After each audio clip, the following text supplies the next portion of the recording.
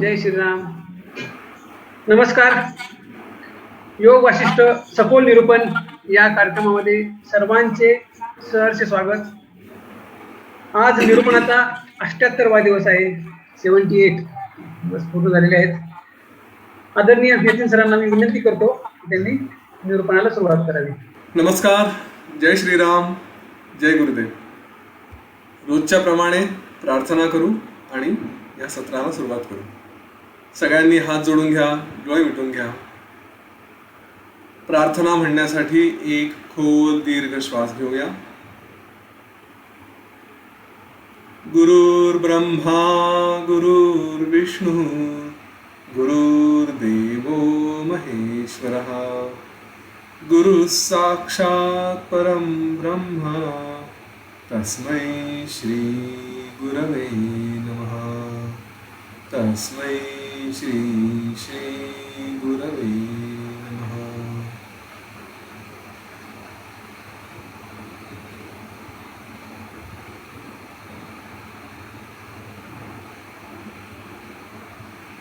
हळूवार डोळे उघडूया.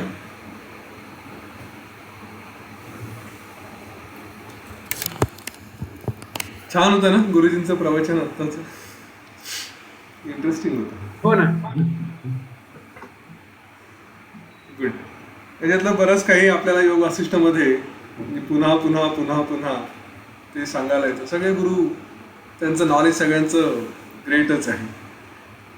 योग वासिष्ठमधूनही आपल्याला थोडंफार त्याचे अंश मिळतात, पण ते जेव्हा प्रत्यक्ष एखाद्या गुरूंकडून ऐकतो, पुस्तकात वाचणं ठीक आहे, पण जेव्हा प्रत्यक्ष गुरूंकडून ऐकतो तेव्हा मात्र त्याचा एक फिलिंग वेगळं असतं, अनुभव वेगळाच असतो. अनेक जण भाग्यशाली आहेत, ते ऐकायला मिळतात. महाशिवरात्रीचे कार्यक्रम आहेत by the way art of लिव्हिंगचे. त्यांचं गुरुजींचे काही प्रवचन आहे, त्याच्यानंतर काही होम आहेत. तर आपण थोडं विद्याधरचे आपल्या ग्रुपवरती ते मेसेज टाकू आपण, काय काय असतील ते संकल्प. मला वाटतं पुण्यात आनंद आश्रममध्ये पण काही कार्यक्रम आहे का महाशिवरात्रीचे? रुद्रपूजा आम्ही ऑर्गनाईज केली होती, परंतु हॉल अचानक तिथे प्रदर्शन आहे आनंद आश्रमला जुन्या संस्कृत ग्रंथांचं वगैरे, त्यामुळे त्यांनी अचानक आधी हो म्हटले, नंतर हे केलं. त्याच्यामुळे सामूहिक रुद्रपूजा होती का ती? तीच होती. मीच मेसेज टाकला होता तो. काल त्यांनी सांगितलं की रविवारपर्यंत त्यांचं हे रविवारी रुद्रपूजा होती, त्यामध्ये दुसरा हॉल मिळाला नाहीये, त्यामुळे दुसरे चंदननगरला गेले. ठीक आहे, आपण जरा सत्र झाल्यावर बोलू काही शक्य असेल. आनंदाश्रमला आता हे चाललंय, जुन्या ग्रंथ खूप संस्कृत योगशिष्ट, संक्षिप्त योगशिष्ट असं संस्कृत मध्ये मिळालं माणसं, पण ते हात लावून घेतले एकदम. ते संस्कृत मध्ये आहे आणि एकदम छोटे असं. ठीक आहे, चला. तर आपण काल भगवद्गीता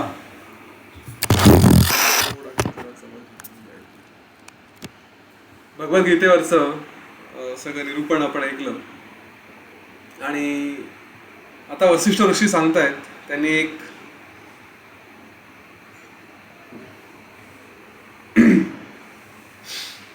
त्याला शतरुद्रीय आख्यान असं या सध्याच्या विषयाचं नाव आहे. 100 रुद्र, रुद्रावतार 100 कसे झाले ते सगळं त्याचं आख्यान सांगतायत. त्याच्या सुरुवातीला वसिष्ठ ऋषी सांगतात की हे जे काही सगळं आहे जग, हे सगळं स्वप्न आहे. त्या प्रजापतीचं, ब्रह्माचं त्यांनी बघितलेलं स्वप्न, आणि म्हणून ही सगळी सृष्टी ही अतिशय अशी जशी आपल्याला दिसते, आणि ती खरं म्हणजे अगदी क्षणकाळ टिकणारी आहे. परंतु तेवढ्या त्या सगळ्या क्षणातच सगळ्या पूर्ण दीर्घ स्वप्नाची कल्पना होते. आपणही जेव्हा स्वप्न बघतो आपल्यालाही असेच अनुभव येतात की छोटंसं काळ बघितलं, पण कितीतरी काळाची गोष्ट आपण त्या याच्यात कितीतरी वर्षांचा अनुभव घेत असतो. जसं त्या ब्रह्माचं हे स्वप्न आणि त्याची सृष्टी, तसे आपलेही प्रत्येकाचे स्वतःचे वेगवेगळे अनुभव आणि आपण स्वतःची निर्माण केलेली सृष्टी. आपण ज्या भावनेने, ज्या आपण जसं एखादी गोष्ट बघतो तसाच तो अनुभवही आपण घेत असतो. आणि एखाद्या गोष्टीला सत्य मानलं तर ती सत्य वाटते, असत्य मानलं तर ती असत्य होते. हे आपण कित्येकदा अनुभवलेलं आहे. वेगवेगळी छोटे छोटे उदाहरणं, भीती वाटते, काही वाटतं. लहान मुलांना खास करून या गोष्टीचा अनुभव येतो की अरे अंधारात जायचं म्हटलं तर तिथे भूत आहे असं म्हटलं, किंवा आणखी काही असेल पण नसतानाही काहीतरी गोष्ट दिसल्यासारखी वाटते, त्याचा अनुभव यायला लागतो. हे जे सगळं आहे आपण जे मानतो त्याच्याप्रमाणे सत्य आणि असत्य, ही जी सगळी मायाशक्ती आहे परमेश्वराची, ही वाटेल तेव्हा वाटेल त्या गोष्टी सहज शक्य करू शकते. आणि त्याच्यामध्ये सगळंच काही संभव होतं. आपण अनेकदा अशा अनेक गोष्टी बघतो किंवा आपल्याला तसे भ्रमही होतात. वास्तविक पाहता अगदी मनाच्या पातळीचा जर खेळ बघायला गेलो तर अनेक वेळा अशी परिस्थिती असते की आपल्याला एखादी गोष्ट ही त्याच्यामध्ये आपण पूर्णपणे इन्व्हॉल्व होतो. त्याच्यामध्ये जसं त्याला काय हिप्नोटाईज केल्यासारखं, संमोहित केल्यासारखं आपण ती गोष्ट सत्य मानायला लागतो, त्याच्या मागे लागतो. आणि आपल्या घरचे जवळचे सांगत असतात की अरे नाही, असं नाही आहे, त्याच्यावर विश्वास ठेवू नको किंवा अशा गोष्टी करू नको. तर आपलं डोकं इतकं त्या याच्यात इन्व्हॉल्व झालेलं असतं की काही दुसरं सुचत नाही. हल्ली असे अनेक मुलांचे असे प्रश्न येतात की त्यांना काहीतरी एक पर्टिक्युलर करिअर निवडायचं असतं आणि त्यांच्या डोक्यामध्ये एखादा विचार केला की तो बाहेर काढणं हे फार कठीण होतं.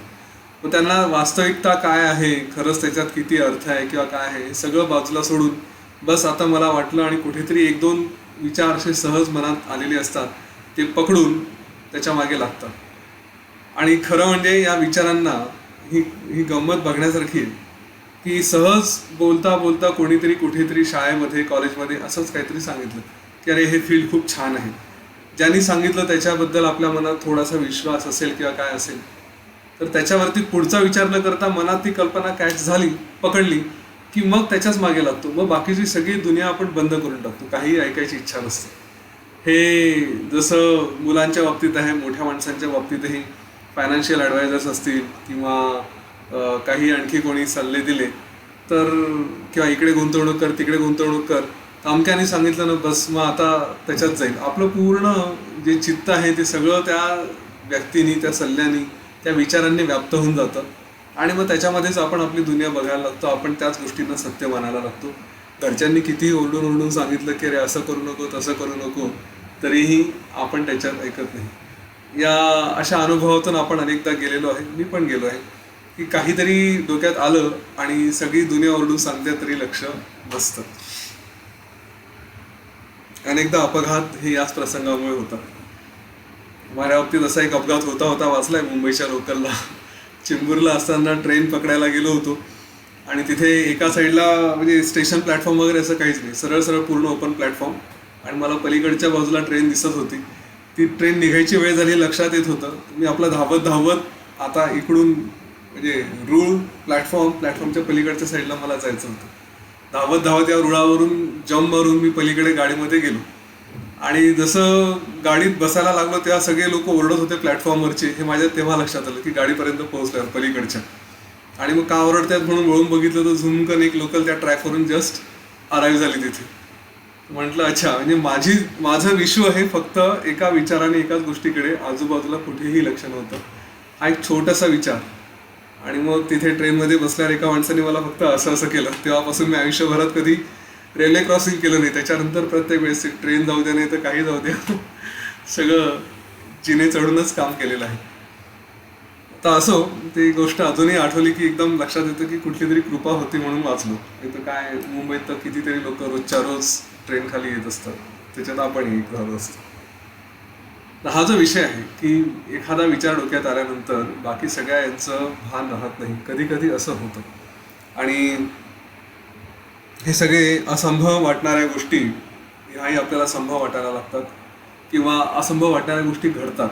स्क्रिझोफेनिया म्हणा किंवा अशा टाईपचे डिसिजेस आहेत, ते त्याची एक एक्स्ट्रीमिटी आहे.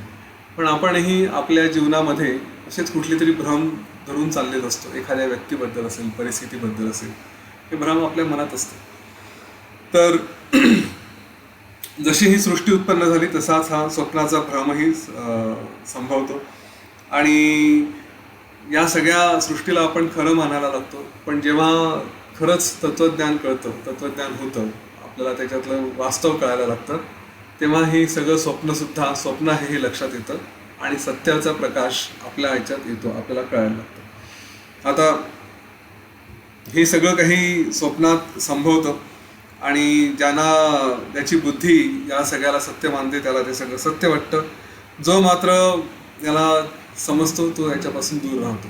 सत्य मानणारा मात्र एकानंतर एक भ्रमामध्ये पडत जातो आणि मग तो त्या सगळ्या गोष्टींना खरं मानायला लागतो, त्यालाच ते सगळं स्थिर वाटतं आणि त्यामुळे मग पुढचं जे काही असेल सत्य वाटायला लागल्यानंतर अहम ममत्व, मी आणि माझं या भावना, मग त्याच्यातून येणारे सगळे विकार, राग, द्वेष जे काही असतील ह्या सगळ्या गोष्टी येतात आणि त्यामुळे त्या सगळ्यांमध्ये माणूस एक एक करत फसत जातो. तर अशा एका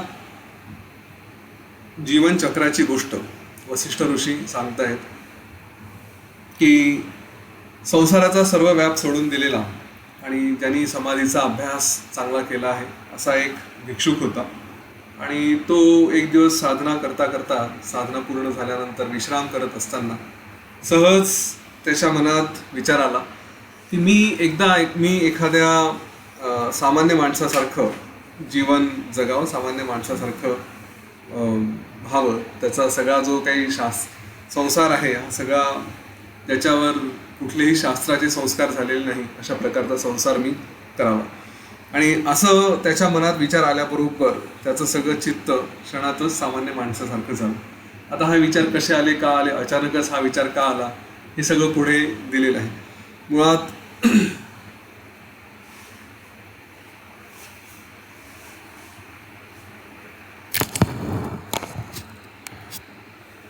एखादा जो साधक असतो आणि म्हणून आपल्या सगळ्यांसाठी या गोष्टीच्या बाबतीत आपण थोडं अलर्ट राहायला हवं की जे साधक असतात त्यांनी विचार करताना सुद्धा विचार करावा की कुठला विचार करतो. म्हणून सतत साधकांनी सजग राहिलं पाहिजे, अलर्ट राहिलं पाहिजे. कारण सहज एखादा विचार आला तर या साधकांमध्ये अशी संकल्पसिद्धी असू शकते की कुठलाही विचार आला तर तो सिद्ध होऊ शकतो. त्यामुळे आपल्या मनात कुठले विचार येतात याच्या बाबतीत सजग राहावं. आता हे विचार कसे येतात हा सहज प्रश्न पडेल. माझ्या मनात येणारे विचार असे माझ्या नियंत्रणात नसतात असा सहज एखादा आर्ग्यू करू शकेल. तर एका मर्यादेपर्यंत हे खरं आहे, परंतु दुसरी बाजू अशीही आहे की आपण जे संस्कार करतो आपल्या मनावरती सारखे सारखे, त्या संस्कारांच्या माध्यमातून आपण आपले विचार बऱ्यापैकी आवरू शकतो. एखादी गोष्ट बघितल्यानंतर त्याच्याबद्दल प्रेम वाटावं किंवा काहीच वाटू नये किंवा घृणा वाटावी, हे आपल्या मनावर वारंवार कुठले संस्कार होतात त्याच्यावरती अवलंबून आहे. अनेकदा हा विषय मी पूर्वी बोललो आहे, परंतु जेव्हा गुन्हेगारांच्या बाबतीत असं विचारलं जातं तर ते सांगतात की माझी इच्छा नव्हती, अचानकच माझ्याकडून घडून गेलं किंवा सहज निघून गेलं, माझ्या मनात तसं नव्हतं. परंतु असं सहज वगैरे हे माझ्या मते एक्सेप्शन आहे.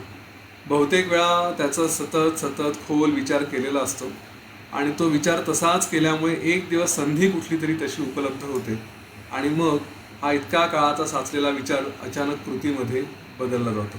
त्यामुळे अचानक झालं असं सहसा होत नाही.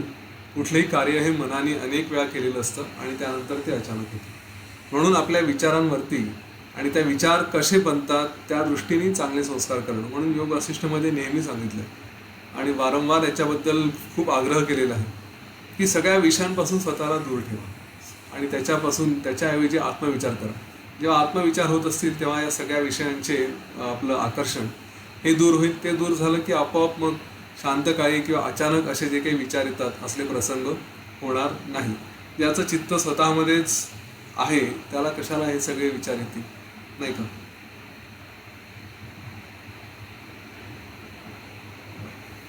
एक मिनिट, इथे यूट्यूबला काहीतरी गडबड झाली दिसते.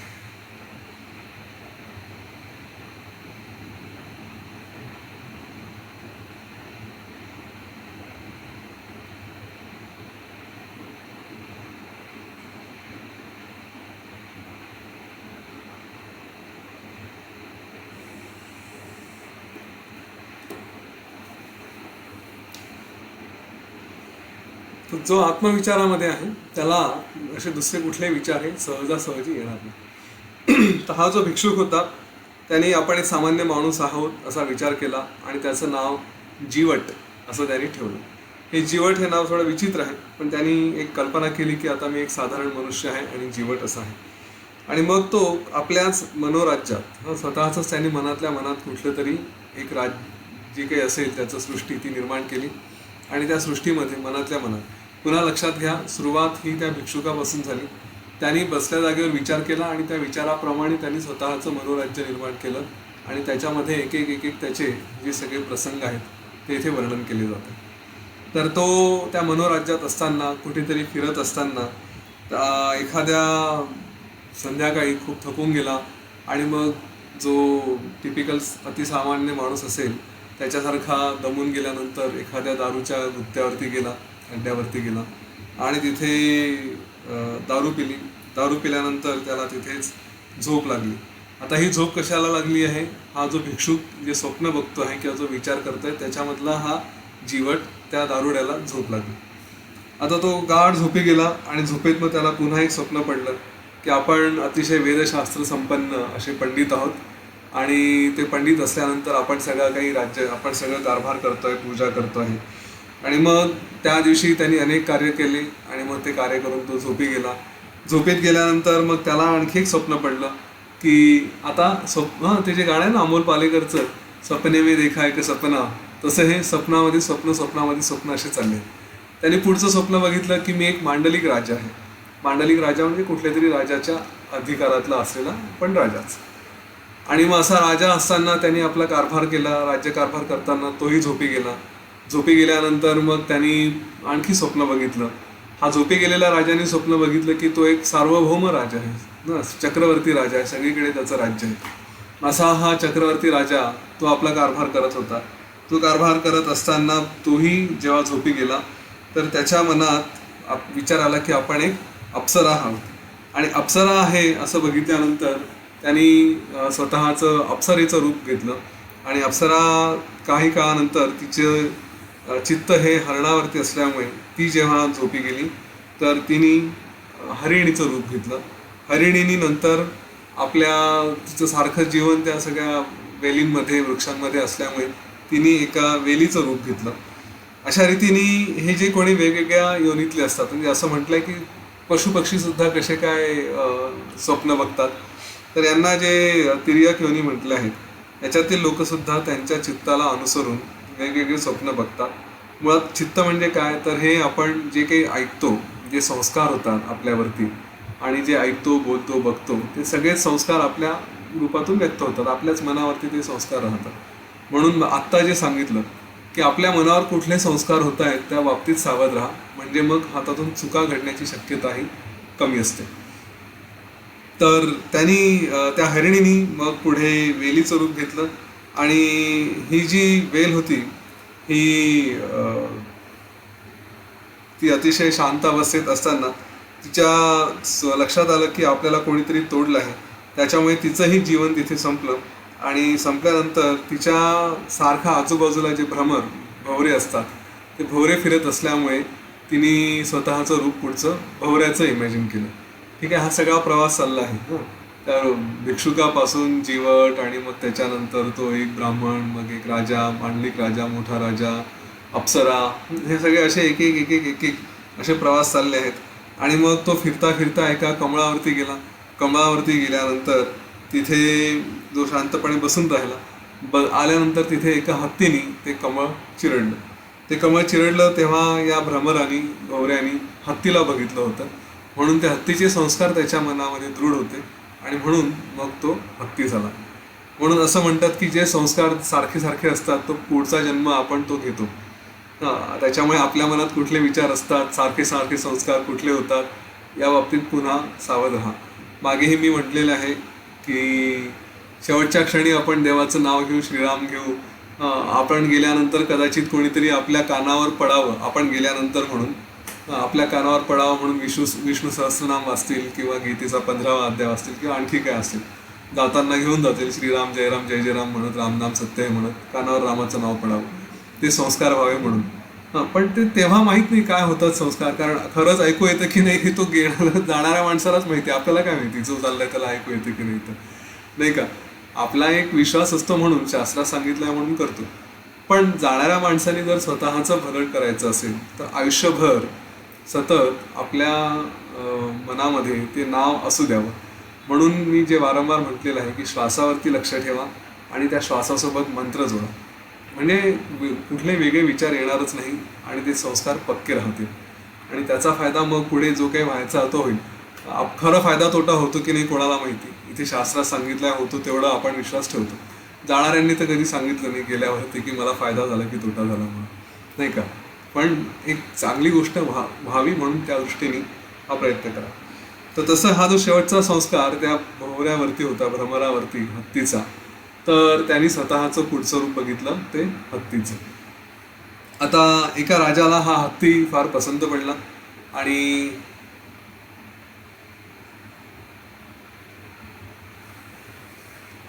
त्यांनी त्या राजाने त्या हत्तीला विशेष प्रशिक्षण दिलं आणि शिकारी हत्ती युद्धासाठी असलेला तो हत्ती तयार केला. पुढे त्या राजाच्या युद्धामध्ये त्या हत्तीवरती अनेक प्रकारचे बाण या सगळ्यांचा वर्षाव झाला आणि तो मरायला आला. त्याच्या मृत्यूच्या वेळेस त्याला त्याच्या भोवती गंडस्थळाभोवती जे सारखं त्यांनी बघितलं होतं की तिथे भोवरे असायचे, तर त्याला त्यांची आठवण झाली आणि म्हणून त्यांनी पुन्हा तो भोवऱ्याचा जन्म घेतला. भोवरा पुन्हा त्या कमळाच्या तिथे आला आणि त्याचं कमळाच्या तिथे फिरता फिरता हंस पक्ष्यांवरती लक्ष गेलं आणि मग तो हंस पक्षी झाला. आता हा हंस झाल्यानंतर त्यांनी आपल्या हंसांसोबत राहता राहता ब्रह्मदेवाच्या हंसांची गोष्ट ऐकली आणि म्हणून त्याचा जेव्हा पुढचा जन्म झाला तो ब्रह्मदेवाचे हंस झाला. हे ब्रह्मदेवाचे हंस झाल्यानंतर मग मात्र तिथे ब्रह्मदेवाकडून आणि इतर त्या वातावरणात राहून त्याला जसं ज्ञान मिळत गेलं, तर त्या ज्ञान मिळता मिळता पुढे तो जीवनमुक्त झाला आणि त्या स्थितीत त्याला रुद्राचा जन्म मिळाला. आता रुद्राचा जन्म मिळाल्यानंतर म्हणजे त्यांनी त्यावेळेस रुद्राचं तेज हंस असताना ते तेज रूप वगैरे सगळं काही त्यांनी बघितलं, त्याचं ज्ञान बघितलं, ऐश्वर बघितलं, त्यामुळे त्याची वृत्ती ही रुद्राशी एकरूप झाली. आवाजाला काही प्रॉब्लेम आहे का विद्यार्थ्याची? नाही ना. त्याची वृत्ती रुद्रासोबत एकरूप झाली आणि मग तो पुढे रुद्ररूप झाला. आता हा रुद्र झाल्यानंतर मग त्यांनी आपला एक शांतपणे बसला असताना सगळंच काही त्यांनी आपलं पूर्वीचं आठवलं आणि मग त्याच्या लक्षात आलं की अरे आपण इतके जन्म घेतलेले आहेत, इतके सगळे आपले रूप होऊन गेलेले आहेत. आपण मूळचे तो भिक्षुक जो तिथे शांत बसला होता आणि आता मी या अनेक रूपातून होत होत होत होत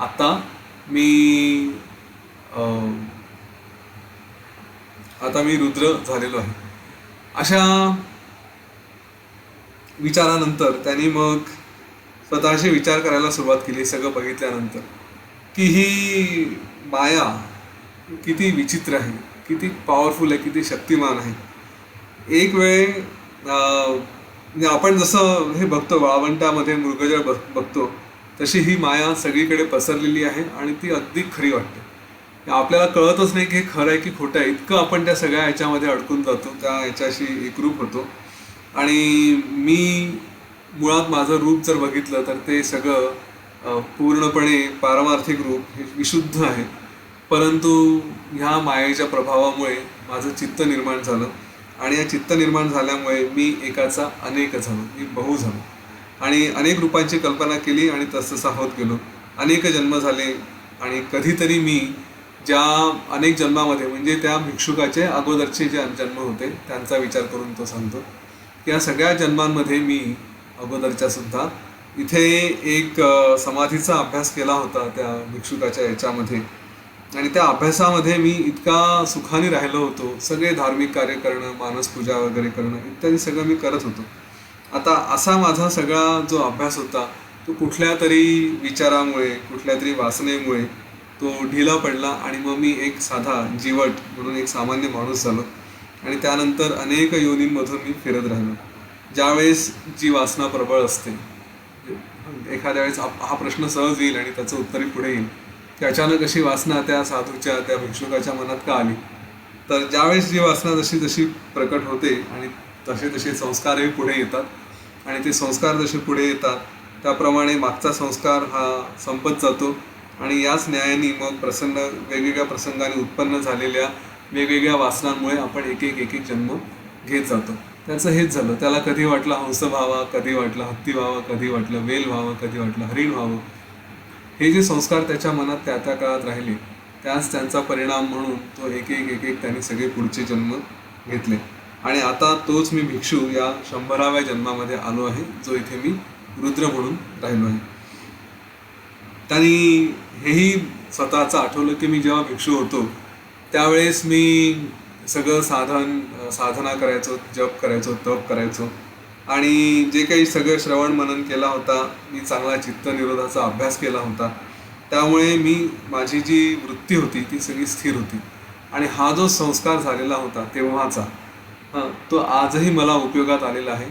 कारण त्याच्यामुळेच इतके सगळे जन्म घेऊन सुद्धा, इतक्या सगळ्या योनीतून मी गेल्यानंतर सुद्धा माझा तो अभ्यास हा श्रेष्ठ ठरला आणि म्हणून मी ब्रह्मदेवाचा हंस आणि नंतर रुद्र झालो आहे. इतके विरुद्ध जन्म घेऊन सुद्धा माझा पूर्वीचा जो साधना अभ्यास होता तो माझ्यासाठी फलदायी ठरला. मला त्यांनी मोक्षापर्यंत आणून दिलं. एक गोष्ट त्यांनी सहज व्यक्त केली की जीवानी केलेला आपण जो कुठला अभ्यास करतो तो कधीही व्यर्थ जात नाही. जर हे कधी तुम्हाला मुमुक्ष व्यवहार प्रकरण आठवत असेल, मुमुक्ष व्यवहार उत्पत्ती प्रकरण, लीला सरस्वती अध्याय, त्याच्यामध्ये हे जे सांगितलं होतं, रामाने प्रश्न विचारला होता की जे काही आपण कार्य करतो तर याच्यावरून कधी ढळलं, कधी माणूस इकडे तिकडे गेला तर काय होतं. तर वसिष्ठ ऋषींनी तेच सांगितलं की पुढचे जन्म हे त्याला फलदायी ठरतात. हा अभ्यास ह्या मार्गावरती एकदा आले की 4 पावलं पुढे जाल, 10 पावलं पुढे जाल, 9 पावलं मागे याल, पण 1 पाऊल नेहमी तुमची प्रगती होतच राहील. त्यामुळे ह्या मार्गावरती माणूस एकदा आला की त्याची प्रगती होत राहते. हा अभ्यास कायम लक्षात राहतो. हे संस्कार कायम कुठेतरी असतात. वेगवेगळ्या वासनांच्या प्रभावाखाली आपण कधी इकडे तिकडे फिरू. तर हे जे संस्कार आहे याच्या माध्यमातूनच जो पुण्यवान आहे, ज्याचे कर्म चांगले आहेत, त्याला अकस्मात कधीतरी साधूंचा संग घडतो आणि सगळे ते जे कुसंस्कार आहेत, चुकीचे संस्कार आहेत, ते दूर होऊन मग आपलं त्याचं पूर्वीचं कार्य हे निर्विघ्नपणे पुढे जातं. त्याच्या पुढच्या सगळ्या जन्मांना आता जसं म्हटलं की हे सगळे गोष्टी या कारणीभूत होतात. आता तो म्हणाला की मी आता रुद्र आहे, आत्मज्ञानी झालो आहे, त्याच्यामुळे आता मी आणि माझे काही जन्म असला काही प्रकार राहिलेला नाही. माझे हे जे काही सगळे जन्मांचा मी विचार केला ते सगळे भास मात्र होते हे मला आता कळलं आहे. त्यामुळे आता मी कशातही अडकणार नाही, कुठेही मोहित होणार नाही आणि मी त्या शरीराच्या कल्पनेतून स्वतःच्या आत्म्याला मुक्त करतो. मी काही कुठला जीवट आहे किंवा आणखी काही आहे या सगळ्या कल्पना आता मी सोडून देतो. त्यामुळे याच्यानंतर त्यांनी मग आपले जे सगळे पूर्वीचे रूप होते, तर तो जो सगळ्यात पहिला भिक्षू जो झोपला होता आणि किंवा तिथे आता शांत अवस्थेत झोपलाच होता, तो त्याचे जे काही पुढचे विचार आले तिथे गेला आणि त्याला जागृत करून मग त्याला तत्त्वज्ञान दिलं आणि मग त्याला जाणीव करून दिली की बघ, मी जरी रुद्र असलो तरी मी तुझाच अवतार आहे. आणि आपले अनेक असे वेगवेगळे अवतार झालेले आहेत, अनेक रूपं झालेली आहेत. अशा रीतीने तो जागा झालेला भिक्षू, त्याला आश्चर्य झालं. तोही तत्त्वज्ञान त्याला प्राप्त झालं होतं आणि त्याच्यानंतर मग त्यांनी त्या जीवट आणि असे एक एक करत सगळ्या वेगवेगळ्या संसारांमध्ये गेले. लक्षात घ्या, हे एकाच सृष्टीमध्ये, एकाच ब्रह्मांडात घडलेल्या घटना नव्हत्या. एका ठिकाणी जर त्यांनी या भिक्षूंनी आपण एक जीवट आहोत म्हणून बघितलं तर तो जीवट कुठल्या तरी दुसऱ्या सृष्टीमध्ये, दुसऱ्या ब्रह्मांडामध्ये, जीवटाने जे बघितलं ते आणखी तो राजा दुसऱ्या, तो ब्राह्मण दुसरीकडे, ब्राह्मणाने बघितलेलं आणखी कुठलं तरी वेगळी सृष्टी.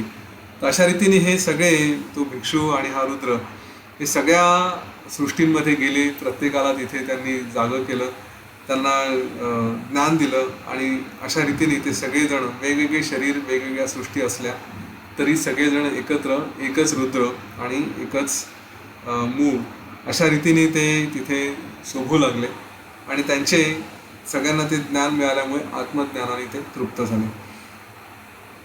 असं हे 100 रुद्र, 100 रुद्रांची ही अशी गोष्ट आहे. आता इथे वसिष्ठ ऋषी सांगतात की हे जे प्रश्न पडला असेल की हे लोक वेगवेगळे जरी असले, वेगवेगळ्या सृष्टीमध्ये असले, तर यांनी एक दुसऱ्यांना कसं बघितलं. तर जे अज्ञानी लोक आहेत त्यांच्यासाठी आपलं शरीर म्हणजेच आपलं अस्तित्व, ती जी काही चेतना आहे, जाणीव आहे, ती आपल्या शरीरापुरती मर्यादित असते. आणि जे योगी आहेत त्यांच्यासाठी मात्र ते सगळं, संपूर्ण सृष्टी, जशी सगळीकडे जसा हवा वायू पसरलेला असतो तसं योग्यांसाठी सगळीकडे त्यांचा जीव, ते सगळीकडे एकरूप होऊ शकतात कारण ते चैतन्यमय असतात, सगळीकडेच त्यांचं अस्तित्व असतं.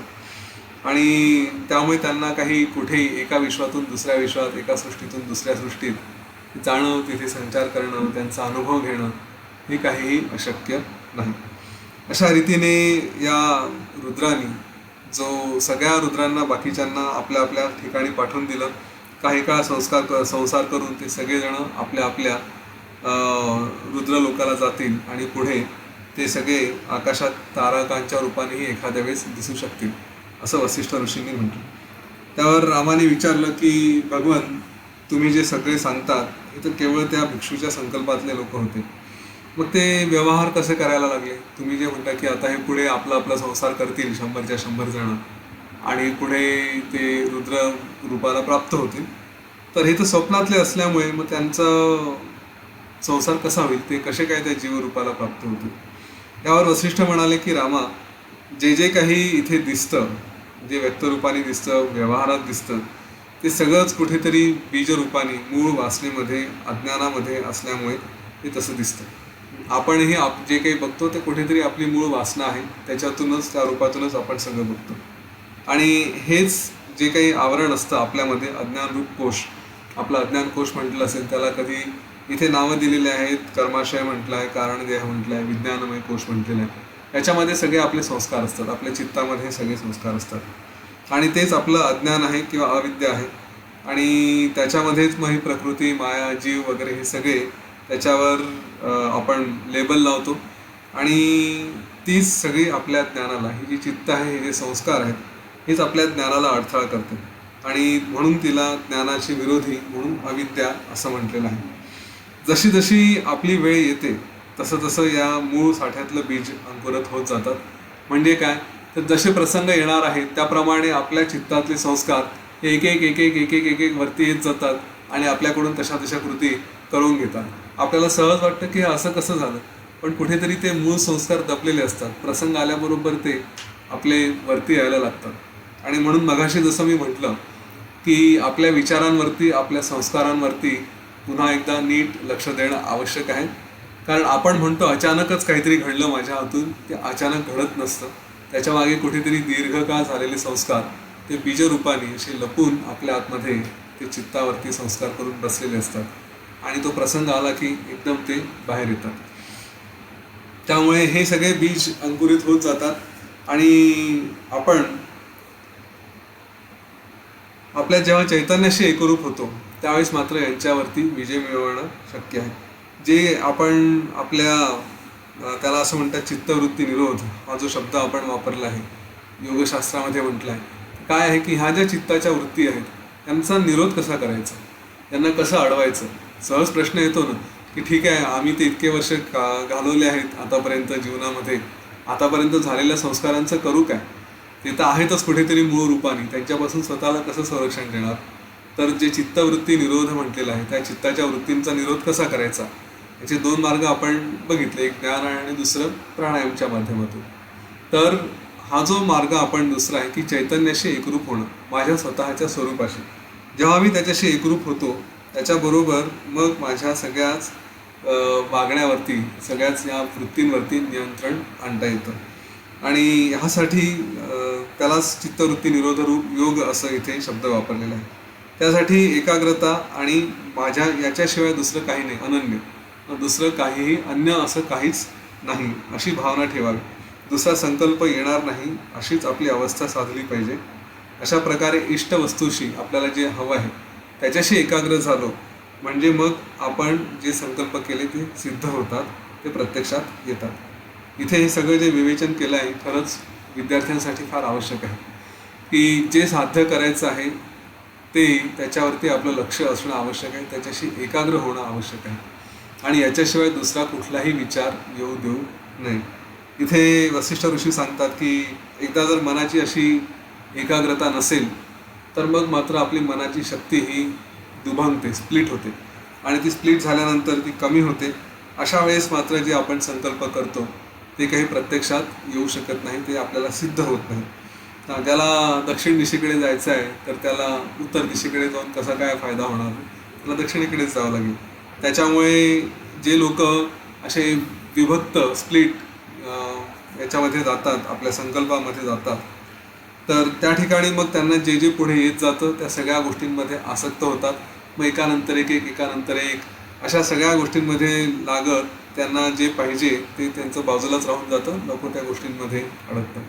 मी नेहमी आपल्या कोर्सेसमध्ये आणि पूर्वी कधी याच्यावर बोललो असेल की तुमच्या पायाशी फुटबॉल आहे आणि तुम्हाला समोर गोल दिसतो आहे, त्या गोलकडे आपला बॉल घेऊन जायचा आणि तिथे गोल मारायचं एवढं जर आपलं कार्य असेल तर आपल्याला फक्त तो गोल आणि आपला पायातला फुटबॉल एवढंच दिसायला पाहिजे.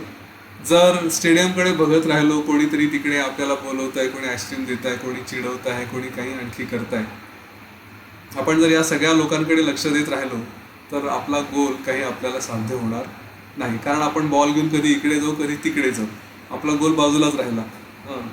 तसंच आपल्या जीवनामध्ये सुद्धा अनेक प्रकारचे अडथळे येतील. आपलं जर ध्येय हेच असेल की मी माझ्या चैतन्याशी एकरूप होईल, माझ्याचकडे लक्ष देईन, आत्मरूपात स्थिर होण्याचा प्रयत्न करेल, तर निश्चितपणे असे अनेक अडथळे येतील.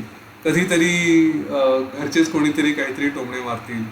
ती सासू असू द्या, सून असू द्या, नवरा असू द्या, बायको असू द्या, मुलगा असू द्या, मुलगी असू द्या, हेच कोणी ना कोणी कुठल्या ना कुठल्या रूपाने काही ना काही अडथळे आणू शकतात. त्याला ते जबाबदार असतात अशातला प्रकार नाही, त्याच्या मागे आणखी कुठली तरी शक्ती असेल. आपण हे काल बघितलंय, सगळं काही मीच आहे, सगळं काही तो करवतो आहे, गुरु करवत आहेत, सगळं काही परमेश्वर आहे, असं ध्यानात ठेवावं. त्यामुळे जेव्हा असे काही प्रसंग येतात तर आपण आपल्याला स्वतःला स्थिर ठेवून आपला मुख्य उद्देश काय आहे त्याच्यावर लक्ष ठेवावं. आणि मग पुढचे जे काही असतील, मैत्री, करुणा, मुदिता, आनंद वगैरे, हे जे सगळे काही गुण असतील, उपेक्षा, या सगळ्यांचा उपयोग करून या सगळ्या गोष्टींकडे दुर्लक्ष करावं. आपल्या स्वतःकडे एकरूप होण्याकडे लक्ष जास्त द्यावं. नाही तर फुटबॉलचा गोल तुमचा होणार नाही. आयुष्यभर इकडे तिकडे फिरत राहाल, नंतर कळणारच नाही आपला गोल काही मारला गेला नाही. त्यामुळे इथे वसिष्ठ ऋषी सांगतायत की केवळ एक चित्तभाव, एकाच गोष्टींवरती लक्ष ठेवायचं. तो जो भिक्षू होता त्याचा जीव एकनिष्ठ होता, म्हणून त्याला रुद्रत्व प्राप्त झाला आणि तो मुक्त झाला. आता दुसरा जो प्रश्न होता श्रीरामांचा, त्याच्याबद्दल ते सांगतात की अज्ञानी जीवांना फक्त आपला आपला संसार, आपला जग दिसतो, कारण त्यांचे सगळे पूर्वकर्म आणि त्याच्यामुळे त्यांना जो संकल्प त्यांचा असतो तेवढा मर्यादित असतो. त्यावेळेस एकच तो एक सिद्ध होतो. पण जे जीवनमुक्त आहेत, ब्रह्मा विष्णू महेश असतील, आणि जे पुरुष आहेत त्यांच्या ज्ञान आणि योग या दोन्ही दृष्टी सिद्ध झालेल्या आहेत. म्हणजे काय, तर सामान्य माणूस त्याला मगाशी जसं म्हटलं की मी बस म्हणजे माझं अस्तित्व, शरीरातच त्याने आपली चेतना बांधून ठेवलेली आहे. त्यामुळे त्याला तशी दृष्टीच डेव्हलप होत नाही की आपण याच्या पलीकडे काहीतरी आहोत, त्याचा विचार करायला हवा. पण हे जे कोणी ज्ञानी असतात त्यांना ह्या गोष्टी पक्क्या लक्षात असतात की माझं शरीर म्हणजे मी नाही. देह म्हणा, इंद्रिय म्हणा, सेन्सेस, हे सगळे काही मला कुठेही आडकाठी करू शकत नाही. योगी पुरुष हा एकाच वेळी अनेक देह धारण करू शकतो. त्यांचे कारण ती चेतना, त्यांची सिद्धी तशीच असते. आणि याचे उदाहरणही इथे दिलेले आहेत. आणि हे असे एकाच वेळेस अनेक देह धारण करून आपलं प्रारब्ध हे संपवू शकतात.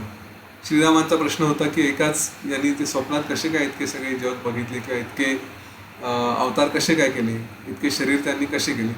तर एखाद्या योग्याचं जर काही प्रारब्ध असेल आणि त्याच्यासाठी अनेक जन्म लागणार असतील तर तो एकाच वेळेस अनेक जन्म घेऊ शकतो.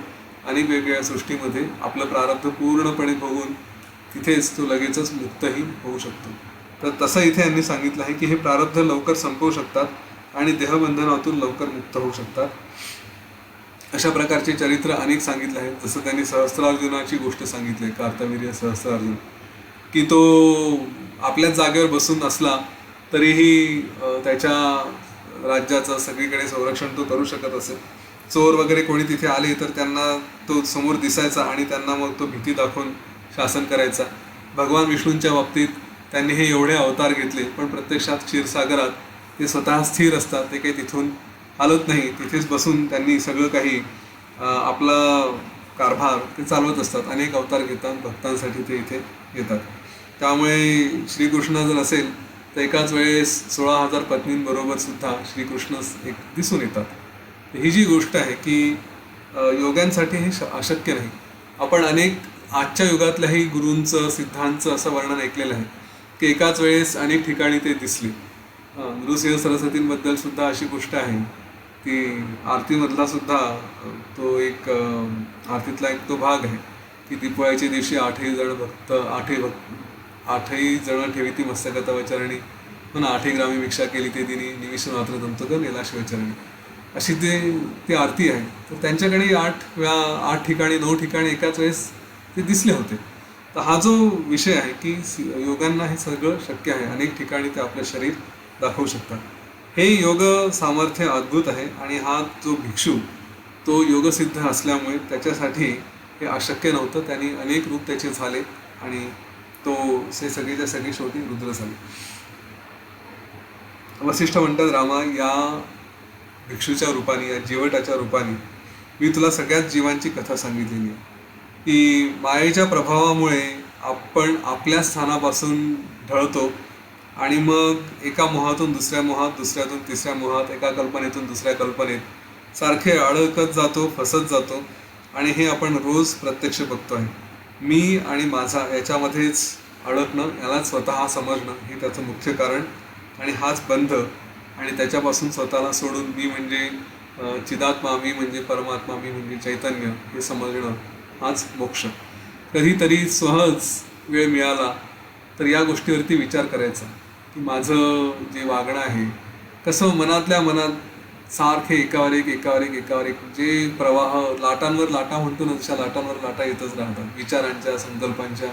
हे चाललंय, ते चाललंय, विश्रांतीच नाही. म्हणजे ठरवून विश्रांती घ्या म्हटलं तरी घ्यायला वेळ होत नाही. इतकं की चला साधना करून घेऊ, क्रिया करून घेऊ, काही करून घेऊ म्हटलं तर नाही, आज वेळ नाही, असं नाही तसं नाही करत नको त्या गोष्टींमध्ये आपण आपलं सगळं कार्य नेत असतो. आता श्रीराम म्हणाले की हा मोह खरंच भयंकर आहे. मला हे सगळं तुम्ही जे सांगितलं तर ही गोष्ट खरीच होती की माझ्या समाधानासाठी, मला बोध करण्यासाठी तुम्ही सांगितली. वसिष्ठ म्हणतात की एक गोष्ट लक्षात घे, ही गोष्ट मी तुझ्या बोधासाठी सांगितली, पण माझ्या कल्पनेत मी जर एखादी कल्पना केली तर ती कल्पनासुद्धा सत्य होते. माझ्या कल्पनेतही असत्य असं कधी येणार नाही. त्यामुळे हे जे भिक्षू आहेत हे कुठेतरी असतीलच.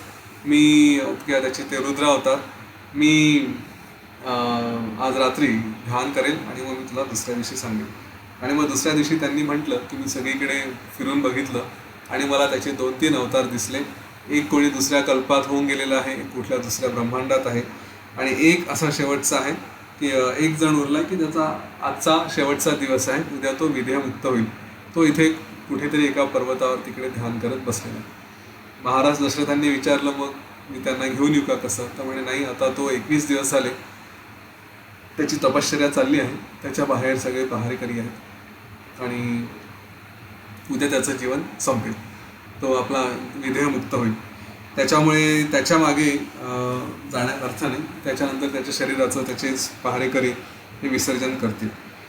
वसिष्ठ ऋषी सांगतात की ही जी माया आहे ही आपल्या आत्म्यावरती असं एक कव्हर करते, आवरण करते आणि त्या आपल्या आत्म्याला, आत्मरूपाला झाकून टाकते. आणि त्याच्यामुळे झाकल्यामुळे आपण जे असे अनेक अवतार बघतो, अनेक गोष्टी बघतो, अनेक सगळे खेळ बघतो, तर त्या सगळ्या खेळांमध्ये आपण अडकतो, स्वतःलाच भुलवत जातो. आणि म्हणून ही माया फार कठीण आहे. हिच्यापासून सुटणं हे फार कठीण आहे. परंतु जो एखादा समाधीचा दीर्घ अभ्यास करतो, वारंवार त्याच्यात असतो, त्याला मात्र हळूहळू ही मायेचं आवरण दूर करता येतं आणि मग त्याची बुद्धीसुद्धा ब्रह्माकारामध्ये लीन होते. त्यामुळे हा जो अभ्यास आहे अत्यंत आवश्यक आहे. समाधीचा अभ्यास चुकवू नका. समाधीचा 2 प्रकारे अभ्यास आहे. एक, आपण ध्यानात प्राणायाम ध्यान करताना बसून राहायचं, हा एक अभ्यास. आणि त्या अभ्यासामध्ये जी आपल्याला मनाची अवस्था असते त्याच अवस्थेचा व्यवहारात असताना सुद्धा श्वासावरती लक्ष ठेवून, मंत्रावरती लक्ष ठेवून त्याचा अनुभव घेत राहणं, त्या स्थितीत पुन्हा पुन्हा जात राहणं, हा दुसरा प्रकार. नाहीतर या संसारात काय उरलं आहे तसं. श्रेष्ठ कार्य करावं, मी अजिबात कार्याच्या बाबतीत कार्याच्या विरोधात नाही आहे. कर्तव्य करावे, सगळ्या गोष्टी कराव्या आणि एकदम नेटाने जोर लावून करावं, पूर्ण उत्साहाने करावं. परंतु बाहेर करताना आतमध्ये मात्र एकदम चित्त स्थिर असलं पाहिजे. जे येईल ते, जे फळं येतील ते येतील म्हणून. तर असा हा जेवटाचा प्रसंग त्या रुद्राचा, शतरुद्रात आख्यान असं त्यांनी म्हटलंय, ते इथे संपलं. त्याच्यानंतर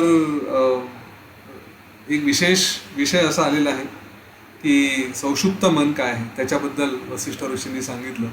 ते आपण उद्या बघू. आणि भगीरथ राजाची पण कथा आहे, ती पण आपण बघू. त्यानंतर अतिशय सुंदर असं चुडाल आख्यान, सगळ्या पती पत्नींनी जरूर ऐकावं असं ते आख्यान आहे. एका पत्नीने आपल्या पतीसाठी किती प्रयत्न करून त्याला कसं आत्मज्ञानी केलं याचं अतिशय सुंदर गोष्ट, फार मोठी आहे.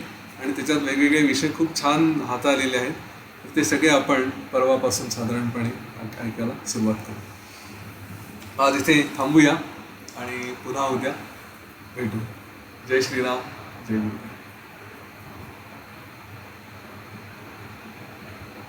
काही प्रश्न असतील, अनुभव असतील घेता येईल.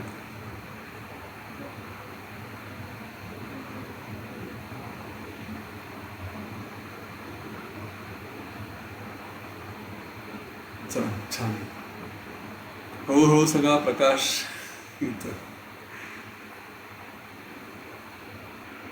ठीक आहे, चला या विषयावरती बोलू. जोडीदाराला कसं आणायचं, चुडाल आख्यानमध्ये दिलेले आहेत मार्ग, परंतु जे काही करायचं आहे ते आउट ऑफ कंपॅशन करायचं. कंपॅशन म्हणजे की तोही एक जीव आहे, त्याच्यासाठी सहानुभूतीने म्हणून करायचं. म्हणजे माझा नवराच आहे, माझी बायको आहे, आणायचंच आहे, आणलंच पाहिजे, फिवरिश होऊन असं करायचं नाही. प्रयत्न 100%. आम्ही त्याच्यासोबत हेही सांगितलं होतं, श्रेष्ठ कार्य करायचे जीवनात, काही अदरवाईज करण्यासारखं काहीच नाही आहे. श्रेष्ठ कार्य करायचे, परंतु स्वतःमध्ये काही त्याचा परिणाम होऊ द्यायचा नाही. जोडीदाराला आणा, नाही तर आणखी कोणालाही आणा, त्यासाठी प्रयत्न मनापासून करा. आले तर ठीक, नाही आले तर ठीक. कारण जोडीदारसुद्धा आपण जर बघितलं तर कुठल्या जन्मी कोण किती जोडीदार, नाही का, आतापर्यंत किती जोडीदार झाले असतील, पुढचे कोण होतील कोणाला माहिती. त्याच्यामुळे इथे आपण सगळं स्वतः जे काही तुम्हाला प्रिन्सिपल लावायचे ते सगळे लावा. म्हणजे पुन्हा पुन्हा तेच, सगळा भ्रम आहे, सगळंच काही स्वप्न आहे, मग जोडीदारी स्वप्न आहे आणि सगळंच काही स्वप्न आहे. हे 17ही स्वप्न आहे जोपर्यंत ते खरे आपल्या डोक्यात बसत नाही तोपर्यंत. ठीक आहे, हे सगळ्या गोष्टी स्वप्न आहे. सगळं काही ब्रह्म आहे, सगळं काही परमेश्वर आहे, सगळं काही गुरुच करवत आहे. जोडीदाराच्या बाबतीत तुम्हाला जर असं लावायचं असेल, ज्यांना ज्यांना असं वाटत असेल, सगळे लॉजिक लावा. आपलाच जीव आहे, आपलीच प्रतिकृती वेगळ्या रूपाने बिहेव करते आहे. त्यांनी असं वागावं म्हणून गुरूंनी त्यांना प्रेरणा दिली, कारण त्यांना प्रेरणा दिली म्हणून माझं नॉलेज वाढतं, असे असू शकेल कदाचित.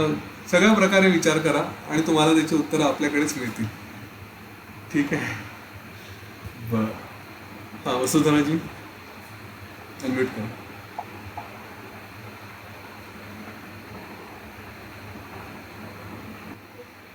चला, थांबायचं. येस, जय श्रीराम. जय श्रीराम.